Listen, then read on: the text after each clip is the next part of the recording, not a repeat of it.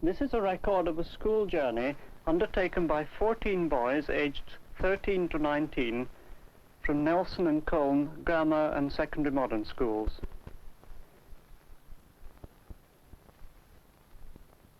The schools combined under the auspices of the Whitehoe Camp School, and here we've already set out overnight from Nelson and arrived in London early the following morning.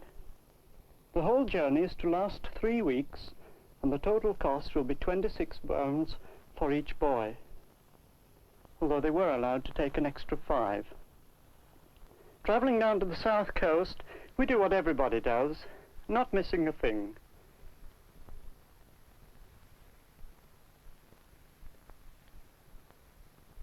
And within the hour we've arrived at the coast itself, the train now drawing into Folkestone Harbour.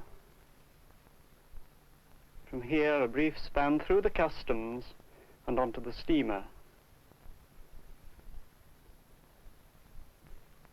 We're very fortunate in the crossing. As the day turns out, the sea is very calm. And although you'll see a little bit of the crossing this way over, we show you nothing of the return, which was under very different conditions indeed.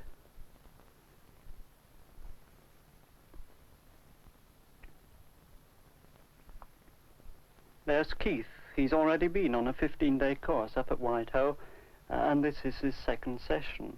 And these two boys are from the grammar schools, all looking forward to something that they're not quite sure of, an adventurous holiday.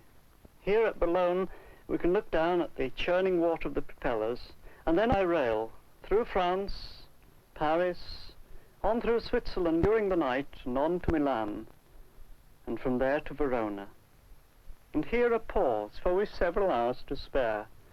Time to go into the centre and see there the great Colosseum, which is second only to the Colosseum of Rome. It will hold 25,000 spectators, and here in the evening you can sit and listen to some orchestra or concert or some opera, very different from the original purpose of the arena. And now by rail, heading to the Dolomites themselves.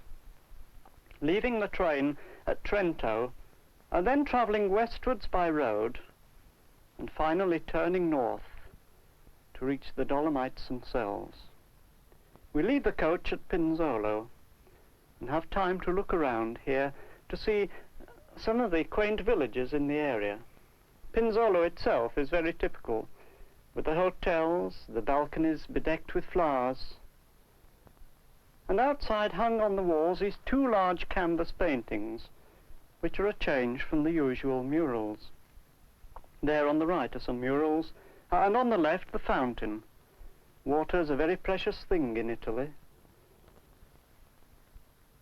And a mile from Pinzolo is the village of Carizzolo, dominated, as all these villages are, with the campanile, the bell tower.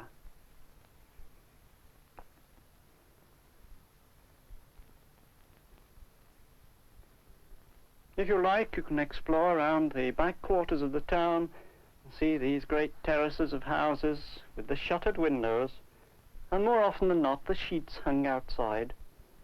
And the local folk took quite an interest in us. It's not so often they see the English around here.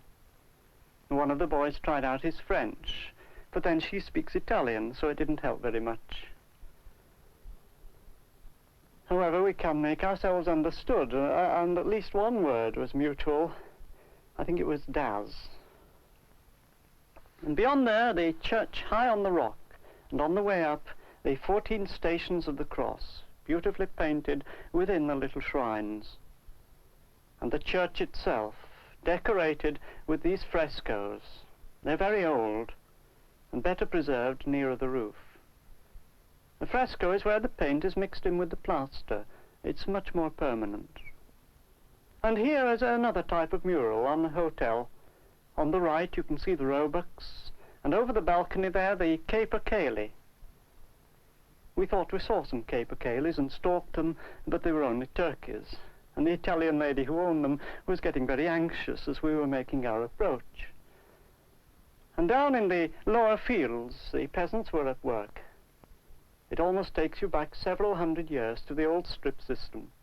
Here, cutting with the sickle, and laying each bundle methodically in place. Here, deliveries to the door. This chap is rather suspicious of our intentions. Just watch him. And then away. And we too must be away from Carrizzolo. 2 miles further up the valley is St. Antonio, and this itself was only 2 miles from the chalet where we were staying. And again another 5 or 6 miles took us to Madonna di Campiglio, which is the main centre of our stay. And here a quick view by car as we ride into the centre. There's a square on the right, where we drew our money twice a week. And this is Jack Keola, who owned the chalet where we were staying. His brother owns the 3 chairlifts from Madonna.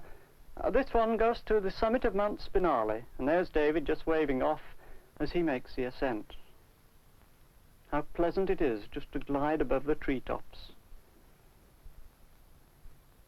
This is the easy way to the top.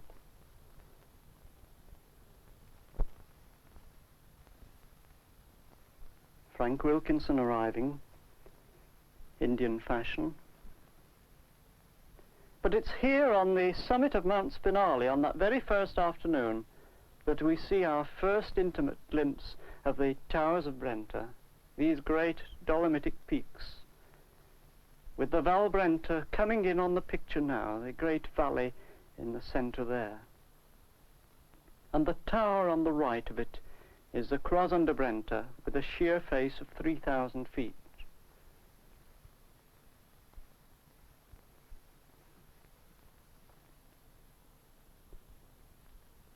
But now the evening sky is closing in, so we return down the slopes to the chalet, seeing some of the beautifully coloured alpine flowers as we make our descent.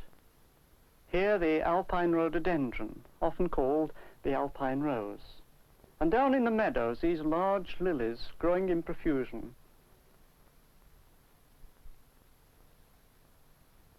And all against the background of these higher peaks. The Adamello in the background there, reaching to over 10,000 feet. And the immediate neighbourhood was a countryside of steep limestone gorges, each with its torrent at the base. A torrent of steps and waterfalls.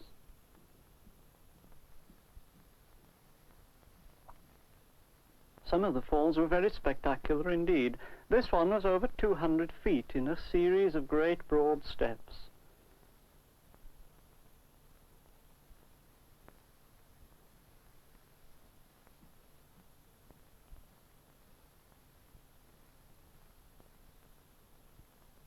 If you like, you can walk right behind it along the little track under the shale. And that we did. We were dressed for the occasion. But now I'll make you dizzy. Let's look up.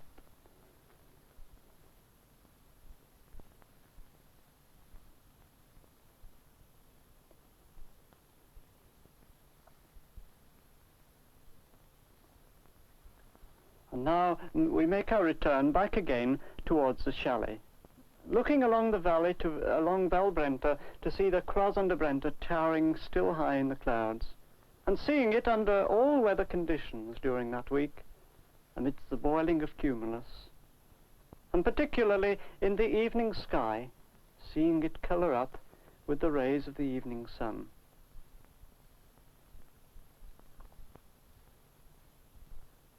And our base, during all of this stay, was the chalet near Madonna, which we had for 30 shillings a day, 2 shillings a head.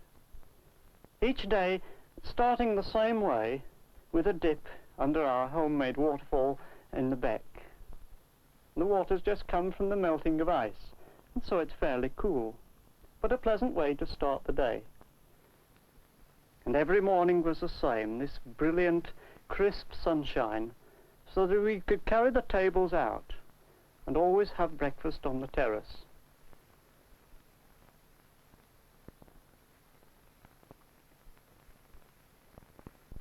If you were free, you could wander down to the Saria torrent, but more often than not you'd have some chore to do.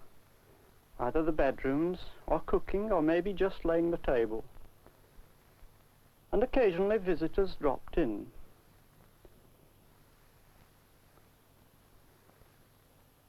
Delightful beetle now dropping out. And from the balcony we can look out across the breakfast table. And there beyond the Saria torrent, the forests of spruce and larch, rising upwards to the outliers of the Brenta group. And each morning, too, the jingling of bells as a herd of cows was brought down towards the river pasture. And at the back, always that little man who could speak a few words of English, always had a cheery word to say. He could speak to the cows in a language they understood, too.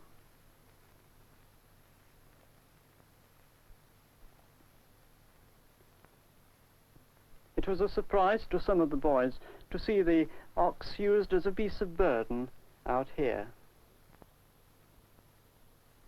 The hay being brought in. This the first cutting of the season. Before the year was out, they would have cut the fields 3 times. Cutting in the morning by scythe, turning before noon, and by tea of the same day, it was ready to bring in. And if you live on the ground, you better watch out. This is a ground beetle, a hunter, you can tell from the way it runs. And there the nymph of a grasshopper, and here the adult, beautifully camouflaged against the cut grass. This one's been in front of a camera before, just watch it.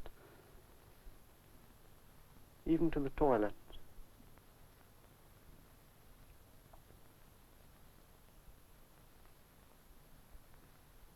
Look at the ovipositor at the rear, the great sickle shape, which shows you how deeply the egg is laid in the soil. And we give a hand too, partly for the joy of helping, but also because of the chariot. For this was a chariot. And that Ben-Hur.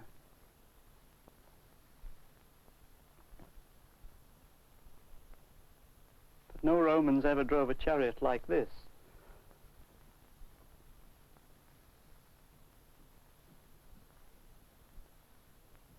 And all this time at the chalet, preparations were put in hand, with Cyril, who very largely designed some of these routes.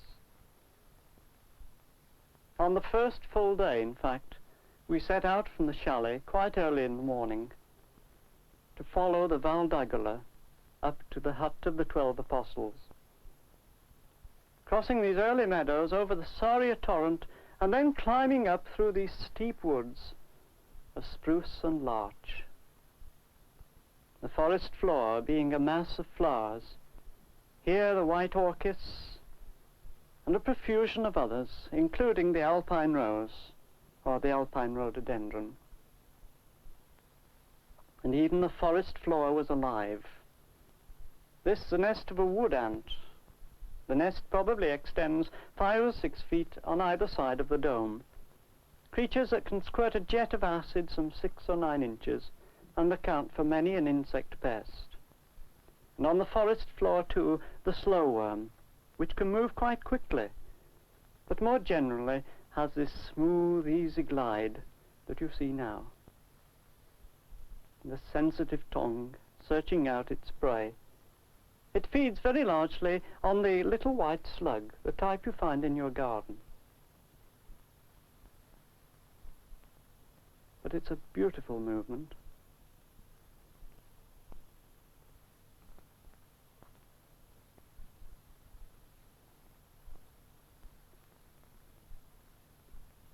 This is no snake. It is in fact a legless lizard.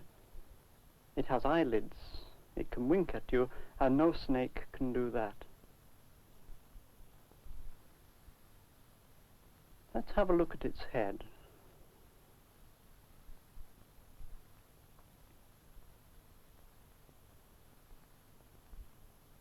In addition, we saw by a dry scree this frog, and from the blisters on its body, water exuded and kept its body damp. A little higher up we came to a glacial tarn, and there found tadpoles, not as large as we expected, for we'd seen a frog measuring over 7 inches across.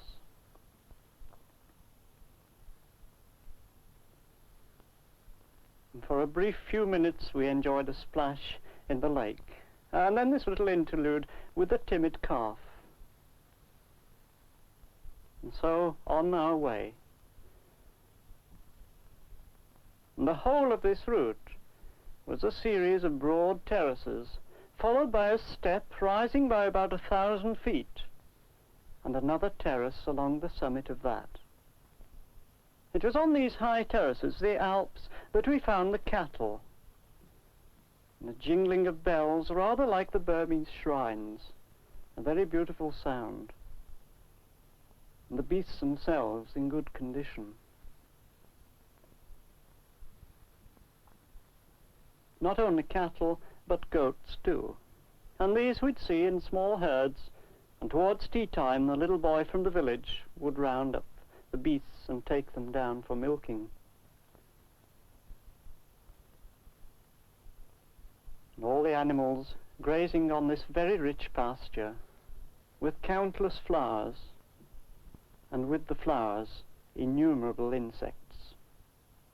Here the leaf beetle crawling around a leaf with the early morning dew, for it's still early in the day. The high brown fritillary takes nectar from a thistle. This is a woodland butterfly, and down below the caterpillar of the egger moth tumbles amongst the leaves.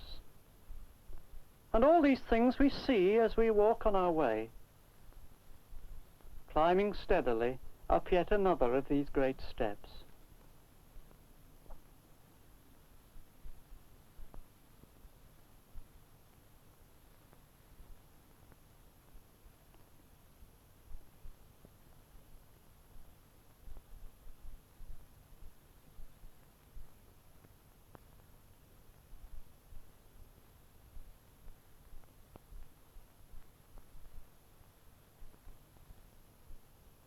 Everywhere, on every hand, we see this brilliant mass of flowers, the spring gentian. Unlike all other alpine flowers, we have this extreme contrast of a brilliant flower and a rather dwarfed plant underneath. And there goes a ptarmigan chick. Let's catch it. There. Delightful thing. Now look at the feet, 3 toes forward, typical of a ground-running bird. And let it go. And this is one of the carpet plants, the white dryas, the mountain avens, with the ochreous yellow and surround of white petals. And so we go on, climbing steadily, coming now to the final stage of the climb, this great rock wall which rises upwards for some 2,000 feet. And on the summit there is the hut of the 12 apostles. The Linearia sends its long roots down into the scree, this the alpine toadflax. And alongside the rock rose, another blaze of yellow against the white of the scree. Everything desolate and dry. The water in our water bottles becoming very precious as we sip and then walk on in this arid scene. No grass, no trees.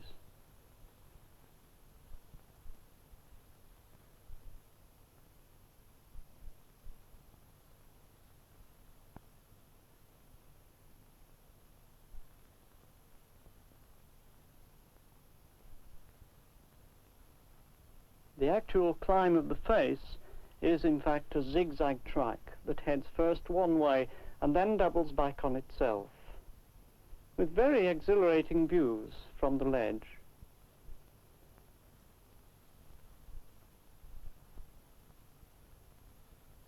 And the final stage, or so we thought, was underneath its great overhanging rock. But when we reached the summit of the ledge, we saw that we were well away from the hut, over a mile in fact, across this barren, inhospitable countryside. There's the hut, and to the right, the tower of the 12 apostles.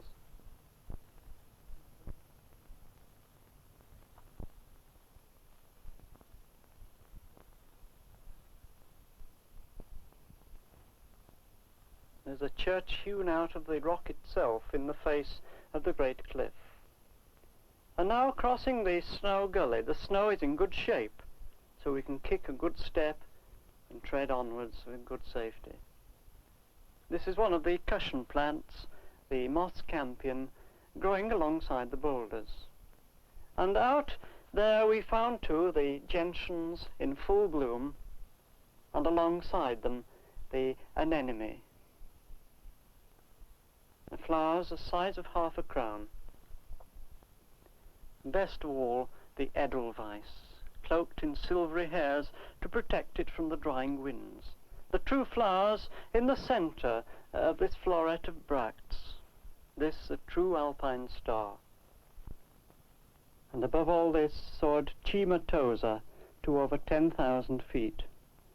And it was here that the boys turned on the course, swinging over now to the right, and coming upon the hut of the 12 apostles.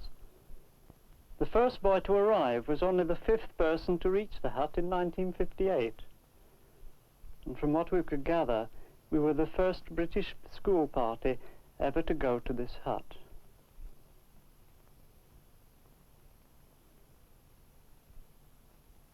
But now we'll return back again to the Val Brenta, for it was the Val Brenta that was the source of our interest, seeing it under all weather conditions. And setting out the day after our return from the hut of the 12 apostles to do yet another climb, but this time to stay the night at the Brenta hut. And the early stage of the climb was just as before, through the forest, and then into this almost semi-tropical heat, along tracks hewn out of the rock face itself, climbing on into the dense vegetation, a vegetation which gradually became a little more prickly as we gained height, and the mountain pine became the dominant species, growing only to a height of about 9 or 12 feet and branching out at the base. It was in this area that we came across other beautiful flowers, the alpine clematis with the beautifully twisted purple sepals, and down on the ground, growing up to a height of just over a foot, the slipper orchids, with the large yellow pouch suspended below. These and many other flowers were to be seen on every side as we made the climb. Crossing running water, and yet not daring to drink, for the water's likely to be polluted. We used chlorinating tablets. Another terrace, and as we cross it, there, above the spires of the larch, the towers of Brenta reach like fingers to the sky.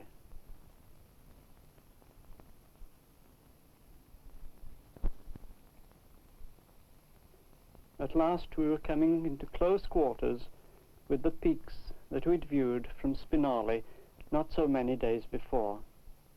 And midday, time for a break, food for everyone, including the horsefly. That, incidentally, its last meal. And because of the heat of the day, we decided to have a break for 2 hours. But during the break, the boys scrambled on the boulder in the pool. If you couldn't climb, you could at least learn to swim.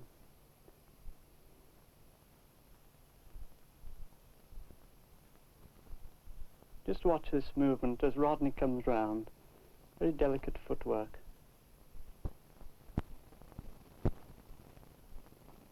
It's here that we chose 3 boys who will be following a rather spectacular route later on the following day. That's quite an overhang, and his body well positioned clear of the rock.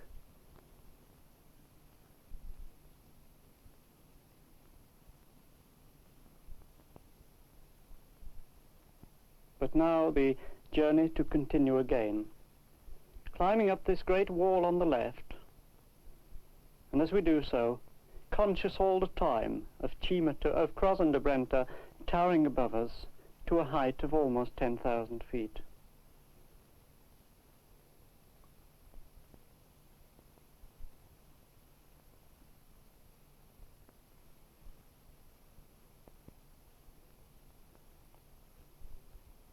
climb was exactly as before, zigzagging first one way, facing these great towers, and then the opposite way, heading towards the great hanging valley, the Valkamoski, which we should follow on a later trip. And there the Krazan soaring skywards.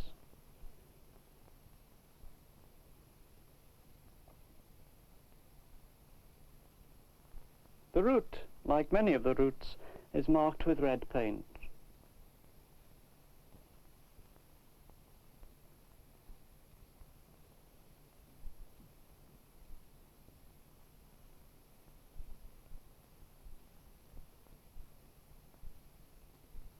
Now a good steady pace, good breathing will get you to the top.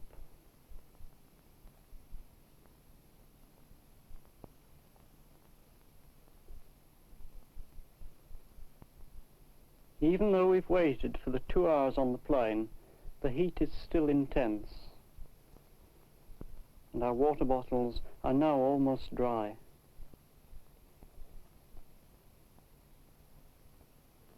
The pace getting slower as we near the top.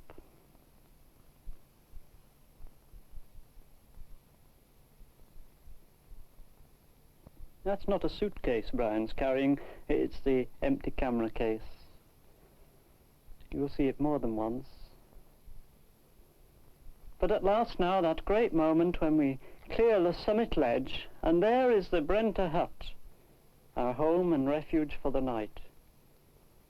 There was food and shelter, and the good host in Madame de Tassi, who runs the place.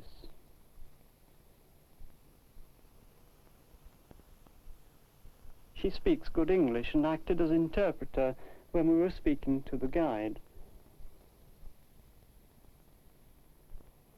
The nearer you sleep to the roof in this hut, the cheaper it is, and so we slept right under the roof.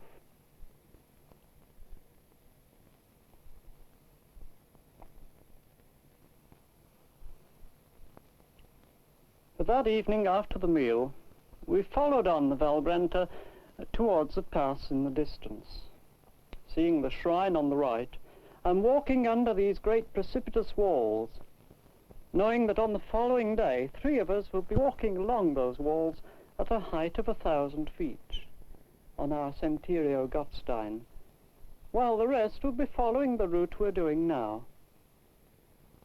And this is just an exploratory ramble.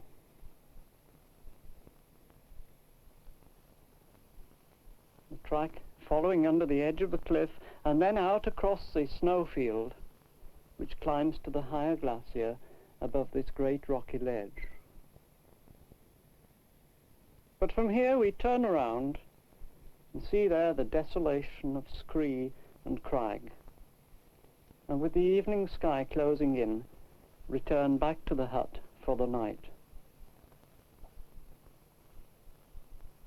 In the following morning, the 3 of us, the 3 boys who've been chosen to do the Centerio, talk with Bruno de Tassi, who is the chief guide of the hut.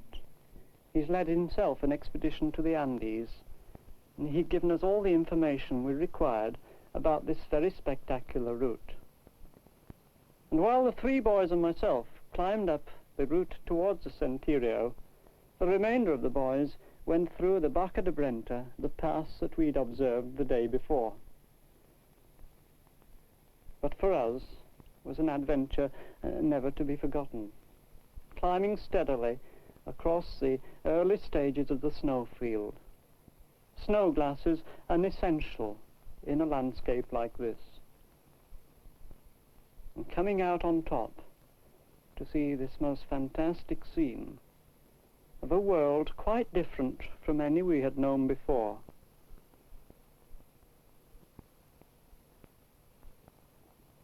Kicking steps up the steep ice slopes, climbing steadily, conscious always of these great crags rearing above us and the resplendent colours in them. Looking back across the snowfield, we could see the route that we'd traversed. But ahead lay this wonderful scene of ice and snow and huge crags looming right upwards to the sky. and the gaps in between, which dropped sheer for over 1,000 feet. And our route lay across the great snow dome over on the right, to the gap between the rocks. It's almost a mile in expanse. The distance is deceptive. And from the gap, the route takes a sudden turn up the rock wall. And here, by a series of 5 iron ladders, we can reach the Centerio Gottstein.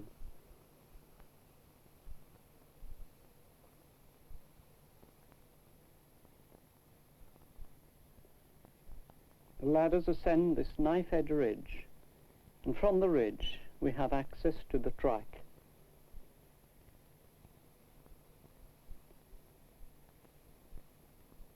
It's quite an airy and exposed position. This pinnacle that we're looking down on is very much bigger than Blackpool Tower.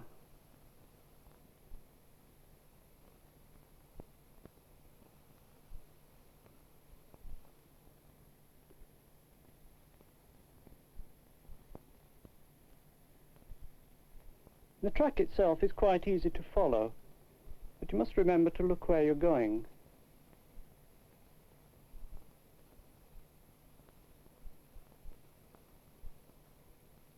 The only really dangerous places were the ice couloirs. These are very steep and dropped for about 1,000 feet, and it was necessary to rope up.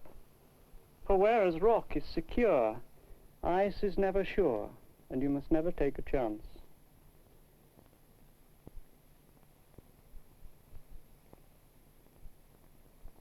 There's David belayed, bringing his brother Robert across. And now they go round a corner of one of the terraces.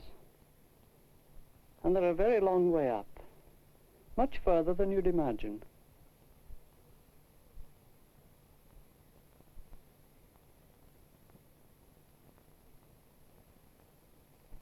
In places where the track has crumbled away, planks are fixed across on iron stanchions. The Campanile Basso reaches to almost 9,000 feet.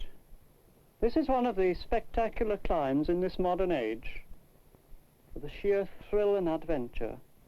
Cyril led a climb up here when he was 61, and led another party up when he was 62. It's 1,000 feet from where we are now, and a full 2,000 feet from the valley below.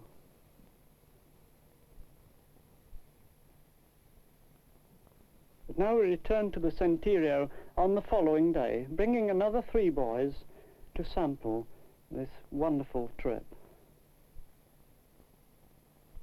On this latter end of the Centerio, we have these same expansive views of looking across a gulf with some dark crag in the foreground, and the same thrill of treading over space.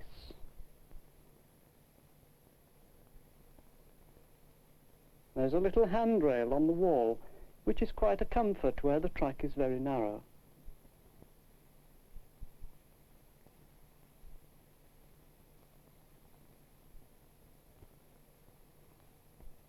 That's looking right down at one of the highest points, where it's a full 1,200 feet up on the rock wall.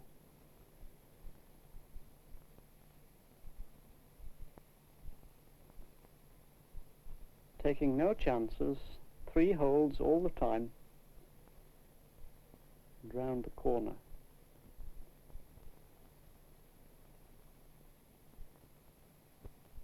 It is possible, with the indentations in the rock, to turn around and take a photograph of somebody on the opposite side,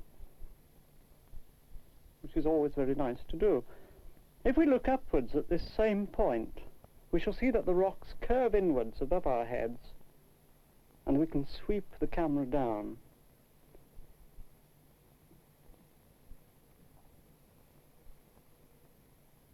There's David, quite contented. And below us, a long way below us, is the Val Brenta.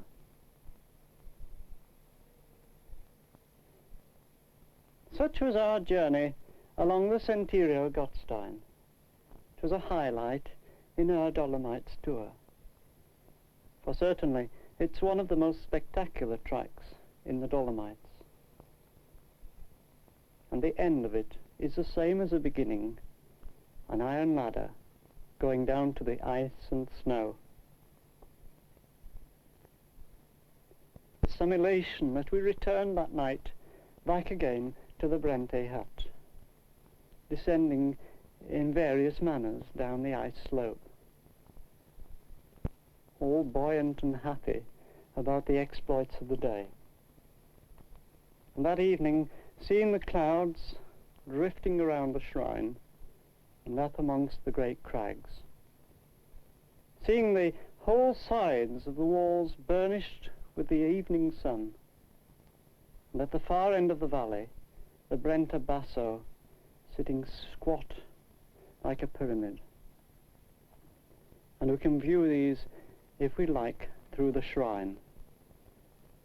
The shrine itself being a reminder of a debt we owe, for thanks seem a very small return for all the wonderful things we've seen and done.